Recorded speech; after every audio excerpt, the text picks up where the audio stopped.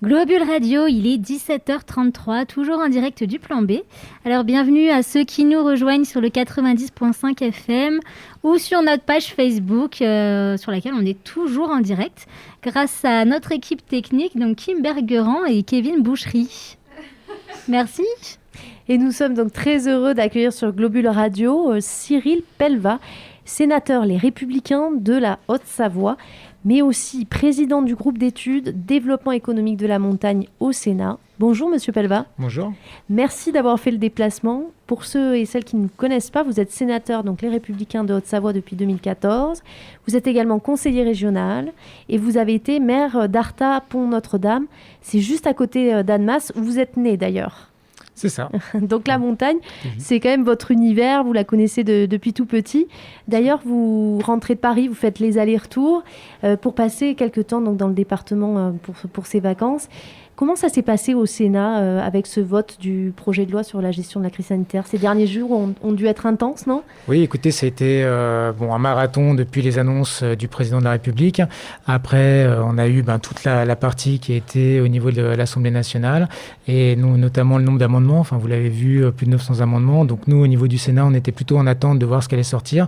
Pour également, on avait une demi-journée pour préparer au niveau de la commission et après pour passer au sein de l'hémicycle les corrections qui ont été apportées. Pour certaines, elles ont été conservées dans le texte final issu de la commission mixte paritaire et pour d'autres, malheureusement, elles ont été enlevées. Oui, donc ça devait être une demi-journée comme ça pour voir tous ces textes et puis des textes qui sont très très importants finalement, qui ont beaucoup de conséquences. Oui, tout à fait, qui sont très importants parce que ça touche bien évidemment au mode des déplacements des gens, ça touche à la santé. Il y avait tout un tas de sujets, notamment le contrôle d'identité pour les restaurateurs. On avait également l'obligation ou pas du pass vaccinal pour les enfants. Donc c'est vrai qu'il y avait tout un tas de choses à étudier, à regarder. Bien évidemment, on a eu des sollicitations de la part des professionnels. Et on a essayé de faire des propositions pour corriger, amender ce qui avait été proposé par le président et qui n'était pas réalisable sur le terrain. On a vu effectivement que le Sénat avait fait beaucoup de corrections sur ces textes. Ouais. Donc on revient un peu à nos montagnes parce que c'est ça qui nous intéresse aujourd'hui.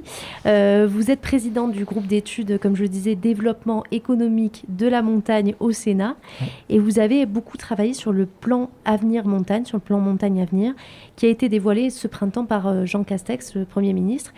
Une enveloppe en gros de 650 millions d'euros, c'est beaucoup d'argent qui a commencé à être un peu débloqué. Mais au-delà de l'argent, parce qu'on s'y perd un peu dans tous ces chiffres, ouais. Vous en pensez quoi de ce plan? Est-ce qu'il vous satisfait? Écoutez, je pense que c'est un plan qui fait suite finalement aux 2 dernières saisons qui ont été difficiles pour les professionnels de la montagne. Et on a vu finalement que le modèle économique pouvait être limité en cas, quand on n'a bien évidemment pas de neige ou quand on a une crise sanitaire telle qu'on la connaît. Donc je pense qu'aujourd'hui, la volonté du gouvernement et la finalité de ce plan avec les montants est une bonne chose parce qu'on va travailler sur la transition écologique, on va travailler également sur la diversification du modèle économique et également sur tout ce qui est parti sur le logement, donc pour éviter d'avoir des lits froids. Maintenant, les montants qui sont annoncés, c'est vrai que c'était 331 millions au début. Après, il y avait 150 millions qui étaient dans le cadre du plan État-région, qui ont été ajoutés. C'est un début. Par contre, on espère beaucoup que finalement, il y ait des effets de levier également avec d'autres collectivités comme le département et la région, ce qui est en train d'être le cas, pour arriver sur des montants plutôt de 1,8 milliard à 2 milliards d'euros, qui est plus dans ce que l'on recherche pour vraiment changer de modèle économique et répondre aux attentes des professionnels. Il y a quand même eu effectivement une saison blanche cet hiver, c'était jamais arrivé auparavant et pourtant les territoires de montagne sont complètement dépendants de cette économie-là puisque c'est 81% du chiffre d'affaires des stations de ski, c'est remontées mécaniques. Vous, quand vous avez vu tout ça en tant qu'élu, vous êtes élu quand même depuis 2014, c'est pareil, comment on fait pour gérer tout ça? On se dit qu'il faut activer justement les choses. Oui, il faut activer les choses. Donc c'est vrai qu'avec le groupe Développement économique de la montagne que j'ai l'honneur de présider, donc régulièrement depuis le mois d'octobre, novembre l'année dernière, on sentait quand même le vent un peu tourner et arriver sur une saison noire ou blanche suivant les cas de figure. Donc on a quand même travaillé énormément avec des professionnels pour regarder quels pouvaient être les protocoles mis en place parce qu'on voulait vraiment permettre une ouverture, même s'il était décalé, donc après le mois de décembre, ce qui était initialement envisagé. Et on a vu d'ailleurs que sur certains pays, notamment la Suisse, on n'a pas eu de cluster majeur. Donc on avait travaillé sur des demi-jauges, sur un protocole sanitaire strict, sur des tests antigéniques à l'arrivée des stations, etc. Et finalement, on a été frustrés déjà, parce que le courrier que j'avais envoyé à l'époque au Premier ministre, au Président de la République, j'ai pas forcément eu de réponse. Et puis on a vu qu'on a eu quand même un silence sur 2 ou 3 mois avec une forte incertitude, et finalement pour nous dire au mois d'avril, après 2 mois de silence complet, que les stations finalement n'ouvriraient pas. C'est vrai que ça a été très long, on l'a senti ici dans la vallée de Chamonix, ces longs jours d'attente pour savoir si ça allait ouvrir. Il y avait beaucoup de gens qui avaient quand même l'espoir. Bien évidemment, oui. Oui, mais les gens avaient beaucoup d'espoir et avaient mis en place, je vous l'ai dit, encore des protocoles, étaient prêts à faire l'effort, aller dans les télésièges, donc une place sur 2, dans les télécabines avec une jauge restreinte. Les restaurateurs étaient prêts à jouer le jeu, donc avec des consignes, à utiliser les terrasses parce qu'on a quand même l'info que le virus ne se transmet pas dans l'air, etc. Donc tout était prêt. Puis on avait quand même l'exemple du pays voisin, la Suisse, qui fonctionnait bien. Donc, ouvert, donc clairement, on attendait beaucoup. Alors pour en revenir à ce plan montagne à venir, c'est vrai que là les choses bougent, enfin du moins on en a l'impression. Il y a 3 grands axes, comme vous le disiez, dans ce plan. Diversification de l'offre, arrêter justement d'être 100% ski, notamment l'hiver. Transition écologique, ça c'est l'axe 2. Et ensuite, axe 3, enrayer aussi le problème des lits froids. C'est les lits en fait qui sont utilisés que 2 ou 3 jours sur l'année. Il y en a beaucoup dans les territoires de montagne. Mais concrètement, à quoi ça va ressembler ? C'est vrai que là, c'est des grands axes, c'est des grandes paroles, etc. Mais nous, on a envie de savoir, et les gens d'ici, les Chamoniards, c'est vrai, surveillent ce plan montagne, ou du moins ont de l'espoir. À quoi ça va ressembler concrètement ? Oui, écoutez, comme je vous disais, il y a un montant total que vous avez annoncé qui est de l'ordre de 650 millions d'euros. À côté de ça, on a des enveloppes qui sont séparées, donc 300 millions, 31 millions après pour l'ingénierie, et après on a dans le cadre du plan État-région, donc tout ce qui va toucher aux infrastructures, on va dire structurantes, telles que les ascenseurs valériens, etc., ce seront dans le cadre du plan État-région, qui est en train d'être aujourd'hui discuté entre les collectivités territoriales, la région et l'État. Après, pour tout ce qui touche à l'ingénierie, il y a une 60 de collectivités EPCI qui peuvent prétendre avoir de l'ingénierie, donc c'est celles qui n'ont pas forcément de chargé d'affaires, qui n'ont pas forcément de moyens en interne. Donc là, ils sont en train d'être sollicités. Alors pour qu'on comprenne bien, ingénierie, ça veut dire que certaines entreprises ou certains acteurs pourront avoir l'aide d'experts, de conseils pour des projets ? Disons que ce sera des collectivités qui, dans le cadre de la NCT, qui est l'Agence nationale de cohésion des territoires, auront des personnes dédiées, donc une personne par massif, et pour le coup, des stations qui n'ont peut-être pas forcément les moyens financiers d'engager du personnel qui pourra les accompagner dans le cadre des UTN, donc unités touristiques nouvelles, ou dans le cadre de rénovation de matériel type que télésièges, téléskis et j'en passe, pourront les accompagner et regarder si le projet est cohérent sur la durée, si ça nécessite de le faire, de ne pas le faire par rapport au réchauffement climatique, par rapport également aux enjeux du territoire concerné. Donc il y a beaucoup d'argent qui est mis sur la place et ça va se passer sur la table, pas la place. Ça va se faire en plusieurs phases. Il y a d'abord 30 territoires qui vont être sélectionnés, donc j'imagine que c'est un peu la période des dossiers. Comment c'est en train de se passer ? Oui, donc aujourd'hui, ce sont les préfets en lien avec les CCI qui sont en train de récolter aujourd'hui les différents dossiers par massif. Donc le travail se fait sur, en gros, c'était juin, juillet. Donc maintenant, il y a une partie qui va être vraiment de consolider les résultats, de faire le tri des dossiers. Et après, on aura les premiers lauréats, si on peut dire, qui seront désignés sur le mois de septembre. Alors on a vu ça un peu cet hiver avec le plan France Relance, donc c'est-à-dire par exemple pour expliquer aux Chamoniards, l'Albert Ier ici, l'hôtel-restaurant a fait a contracté un prêt de 600 000 euros pour la rénovation notamment de ses cuisines. Là ça va être un peu le même cas, on va avoir des acteurs locaux, du tourisme, de la montagne, de l'économie hivernale qui vont pouvoir proposer des projets. Oui, et se faire financer. Oui, parce que typiquement l'aide ou le prêt qui a été contracté dans le cadre de l'Albert Ier est un fonds qui était dans le cadre du plan de relance et du coup qui a été intégré dans le cadre du plan Avenir Montagne. Donc clairement, on aura ces dispositifs qui vont perdurer et après il y aura un système de subventions tel que peuvent connaître les collectivités avec des montants qui seront alloués, mais là qui ne seront pas à rembourser parce que c'est un système de subvention. Et est-ce que vous savez s'il y a beaucoup de projets en cours ?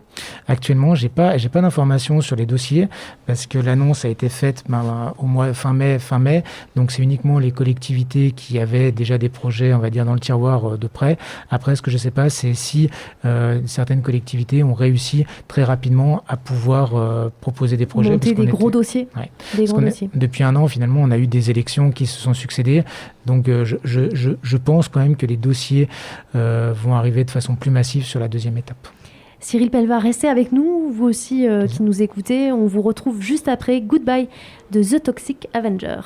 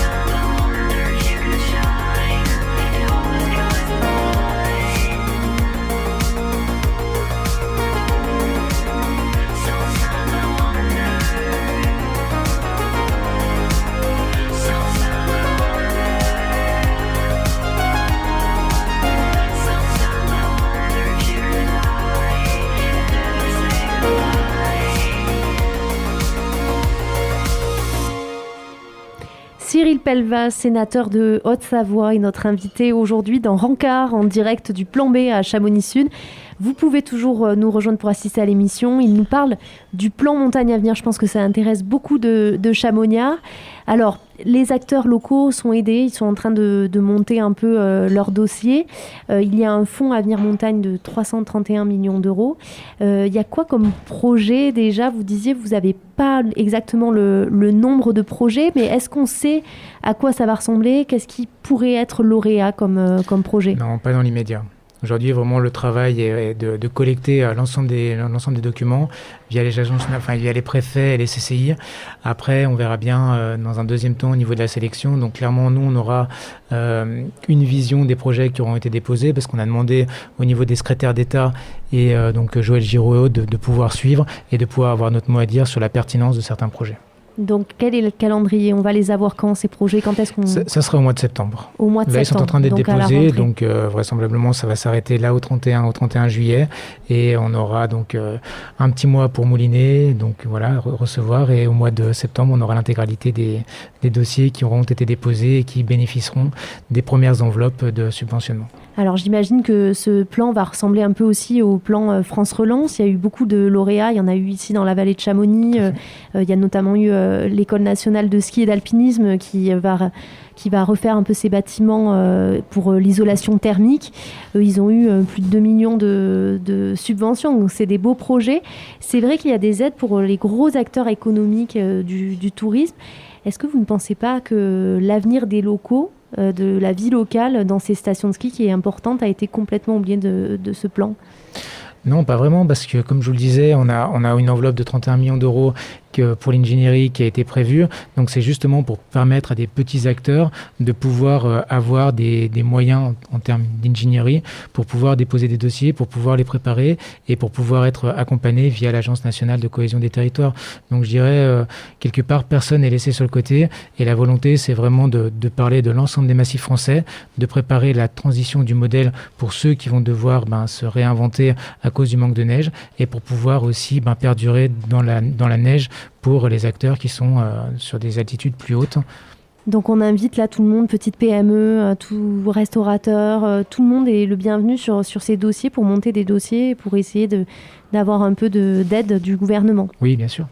Donc tout le monde est là. Quand je vous disais acteurs locaux, c'était de l'autre côté. Alors pas justement l'acteur économie, mais plutôt les habitants. Eux, est-ce qu'on en a parlé ? Est-ce que c'était sur la table aussi pour les problèmes de logement, etc. Ah oui, les problèmes on parlait bien évidemment des lits froids dans le cadre du plan d'avenir, parce que c'est un des sujets qui est quand même récurrent, c'est qu'on voit que dans beaucoup de stations, les lits se refroidissent avec finalement des occupations qui sont de 2 ou 3 semaines. Donc clairement, on le voit au niveau des collectivités, la volonté c'est de pouvoir agrandir les périodes où on peut avoir des personnes à l'intérieur, donc finalement. Et si on veut pouvoir avoir ces capacités qui se développent, il faut qu'on travaille également sur le mobilier, qu'on puisse travailler sur la rénovation thermique des bâtiments, etc. Donc au niveau du plan, cette spécificité-là est prise en compte et on voit que de plus en plus on a des collectivités qui viennent en plus aider les propriétaires pour pouvoir avoir cette réhabilitation, cette rénovation et en contrepartie s'engager à les louer pour pouvoir avoir plus de personnes dans nos stations et également pour pouvoir faire vivre l'activité économique. Voilà, c'est ce que je voulais vous dire. C'est vrai que tout est tourné par rapport au tourisme et à l'économie du tourisme. Bien sûr. Quand je vous parlais des habitants, est-ce qu'il y a eu ces problématiques-là aussi qu'on retrouve dans les stations de ski, les gens qui ont peut-être les habitants qui ont du mal à se loger, la vie chère dans les stations, où ça a été pas du tout mis sur la table. On était vraiment sur le tourisme. Alors, dans le cadre des auditions qui ont pu être faites et qui ont pu être menées notamment par les ministres et également de mon côté dans le cadre du plan de développement économique de la montagne, clairement, aujourd'hui, c'est des sujets qui nous remontent de façon régulière. Donc, une des réponses qui a été apportée, c'est de pouvoir travailler sur maintenant ce qu'on appelle les foncières et les foncières qui puissent maintenant préempter certains logements pour pouvoir après loger les personnes qui sont en difficulté parce que bien évidemment, on le voit aujourd'hui dans les stations dans les stations villages et notamment celles qui sont importantes, Chamonix, Megève, dans le secteur, on a la Clusaz, on a Châtel, on a un prix du foncier aujourd'hui qui est tellement important, qui oblige pour le coup les personnes qui travaillent sur ces territoires, les saisonniers, agriculteurs et j'en passe, à devoir aller plus bas dans la vallée. Donc là, il y a un vrai problème déjà au niveau des revenus, au niveau du logement et au niveau également de la mobilité. Donc on essaye de travailler, mais pas spécifiquement au niveau du plan Avenir Montagne, mais d'une façon globale sur justement cette mobilité, sur également la partie qui touche à l'urbanisme, etc. D'ailleurs, il y a quelques années en arrière, dans le cadre de la loi Montagne de 2016, j'avais été avec l'ancien ministre Jean-Michel Baillet et Éric Fournier pour travailler sur cette spécificité et le maire de Chamonix pour regarder parce que c'est un sujet sur lequel il est, je sais, très sensible et nous aussi donc mais on n'a pas vraiment aujourd'hui trouvé de solution qui pourrait satisfaire tout le monde parce que le prix du foncier étant ce qu'il est et c'est difficile. Donc là ce sujet spécifiquement n'est pas dans le plan Montagne Avenir, si ce n'est dans le cadre de foncière, mais c'est toujours pareil, il faut pour pouvoir la location acheter, touristique ou exactement. Et vous avez travaillé avant les annonces pour proposer des pistes justement au gouvernement, comme vous le dites, vous êtes sur le terrain, vous écoutez les acteurs de la montagne, lesquels n'ont pas été retenus quand vous avez eu des idées ou quand vous avez fait des remontées? Notamment le fait d'avoir un commissaire à la montagne qui puisse collecter et être un lien permanent entre les élus et le gouvernement, parce que ça manque un peu cette interface peut-être un peu plus directe, parce que souvent on a tout un tas de personnes, aussi bien au niveau des ministères que de l'État, donc on n'a pas ce lien direct. Après, sur d'autres mesures, c'est également tout ce qui va toucher aux expérimentations, donc notamment télémédecine et autres. Donc là, j'avais demandé à ce qu'il y ait plus de moyens, notamment des moyens financiers, et liés également à la télémédecine et autres, qu'on puisse développer plus rapidement le très haut débit, parce que là aussi, on le voit de plus en plus, on a des applications et également des personnes qui souhaitent venir dans nos montagnes, parce que le télétravail s'est développé, et notamment des nouveaux usages. Peut-être demain, on aura des véhicules connectés pour avoir des navettes, etc. Donc de pouvoir développer aussi ce très haut débit avec des enveloppes supplémentaires. Donc ça, c'est des mesures concrètes qui, pour le coup, n'ont pas été retenues. Qui n'ont pas été retenues. Et c'est vrai, quand vous parlez d'Internet, ici, on en souffre beaucoup dans la vallée de Chamonix. Il y en a certains qui ont accès effectivement à un gros débit, mais nous, enfin les habitants, c'est pas encore ça, même si les gros acteurs de la vallée ont quand même accès à la fibre. Merci Cyril Pelva, sénateur Les Républicains de Haute-Savoie et surtout président du groupe d'études développement économique de la montagne au Sénat. Merci d'avoir fait le déplacement jusqu'à nous. Si vous avez raté un bout d'interview, vous pouvez la retrouver sur notre site globule.chamonix.radio dans les prochains jours ou en vidéo aussi sur notre page YouTube.